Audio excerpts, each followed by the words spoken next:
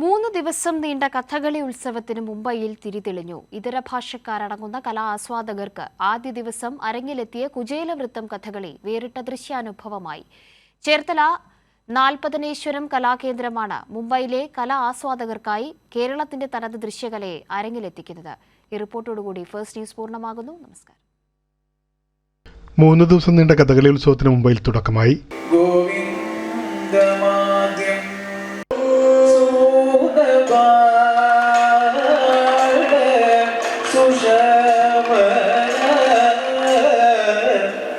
ബാന്ദ്രയിലെ രംഗ് ശാരദ ഓഡിറ്റോറിയത്തിൽ വൈകിട്ട് 7:30 മുതൽ ചേർത്തല ശ്രീ നാൽപ്പതനേശ്വരം കലാകേന്ദ്രമാണ് കുചേലവൃത്തം, പ്രഹ്ലാദചരിതം, കിരാതം എന്നീ കഥകളികൾ അവതരിപ്പിക്കുന്നത്.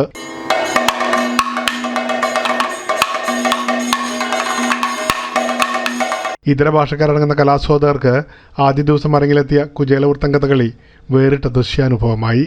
കലാനിലയം രാജശേഖര പണിക്കർ, കലാനിലയം മനോജ് കുമാർ, കലാനിലയം വിനോദ് കുമാർ തുടങ്ങിയ കലാകാരന്മാരാണ് മുംബൈയിൽ മലയാള നാടിൻ്റെ പെരുമ പകർന്നാടിയത്. നല്ല അനുഭവമാണ്. നല്ല ആസ്വാദകരുള്ള ഒരു വേദിയായിരുന്നു. പ്രതികരണം അതുപോലെ തന്നെ നോക്കണം. നല്ല കുട്ടിക്കാലത്ത് കണ്ട കഥകളിയെ നഗരത്തിലെ തിരക്കുകൾക്കിടയിൽ കാണാനായ സന്തോഷം പങ്കുവയ്ക്കുകയായിരുന്നു KPMG group executive director Sachin Menon. ഒരു മഹത്തായ എൻ്റെ അനുഭവമാണ്. After A long time Kathakali കണ്ടിട്ട് വർഷങ്ങളായി. ഇത് നമ്മുടെ ചെറുപ്പകാലത്തേക്ക് വിളിച്ചുകൊണ്ട് പോകുന്ന പ്രതീതിയാണ്.